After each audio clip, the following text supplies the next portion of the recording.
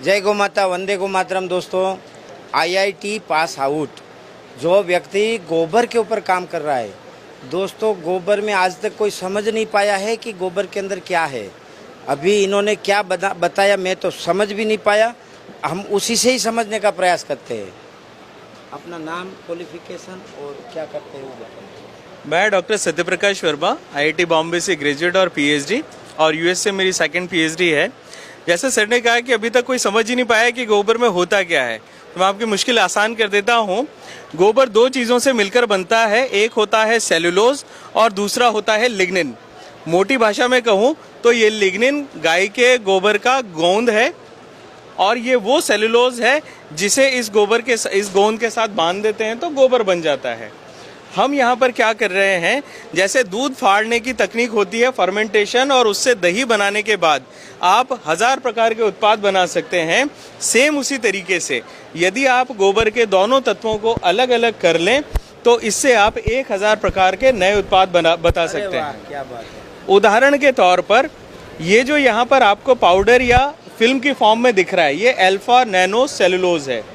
1 kilo देसी गाय के गोबर से निकलता है 8 से 10 ग्राम, लेकिन 1 ग्राम की कीमत होती है 800 रुपए से लेके 8000 रुपए। वाह, क्या बात है। यानी 1 किलो गोबर का मतलब हुआ 8000 रुपए से लेके 80,000 रुपए का रेवेन्यू। ये जो गाय के गोबर का गोंद या लिग्निन जिसे हम कहते हैं, इसकी कीमत होती है 45 रुपए से 50 रुपए किलो, और ये इस्तेमाल होता है आपकी प्लाईवुड इंडस्ट्री के लिए, जो चिपकाने वाला अधेसिव होता है उसके लिए। अगर मैं दूसरे प्रोडक्ट की बात करूं, इस पाउडर का इस्तेमाल क्या क्या है, जैसा मैंने आपको बताया 1000 प्रकार के हैं। छोटी सी उदाहरण देता हूं, ये आपके सामने बाड़मेर की रेत है, रेगिस्तान की रेत, जिसमें कुछ भी उग नहीं सकता, इस मिट्टी को कभी बांधा नहीं जा सकता। लेकिन अगर आप नैनो सेलुलोज से बने हुए नैनो बायो फर्टिलाइजर को इस्तेमाल करते हैं, ये 5 दिन पुरानी वही बाड़मेर की रेत है जिसके ऊपर काला फंगस उग गया है, और इस रेत से आप मिट्टी का ढेला बना पा रहे हैं। यानी इसमें कैरियर भी है और न्यूट्रिएंट भी है।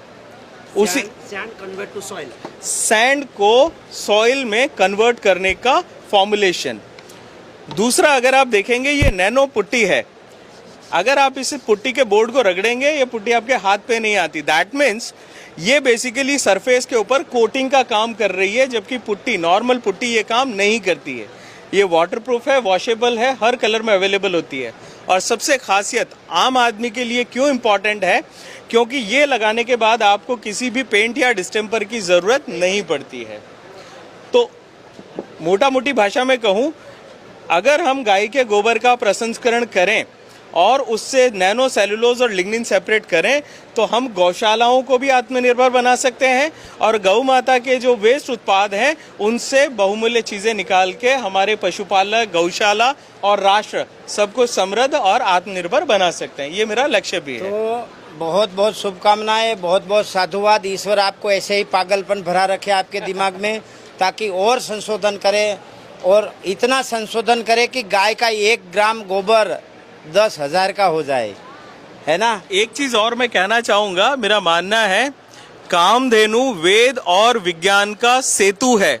हमें इस सेतु को और मजबूत करने की जरूरत है।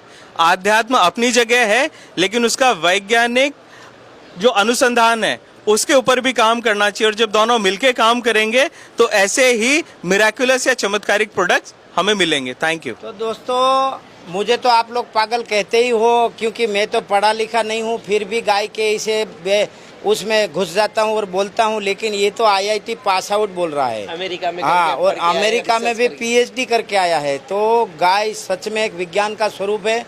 यदि आपको उस स्वरूप को समझना है तो गाय के चरण में जाना पड़ेगा। गाय एक बहुत बड़ा अर्थ उत्पादन का भंडार है, गाय एक बहुत बड़ा रोजगारी का भंडार है। आपका संपर्क क्या है, नंबर क्या है आपका?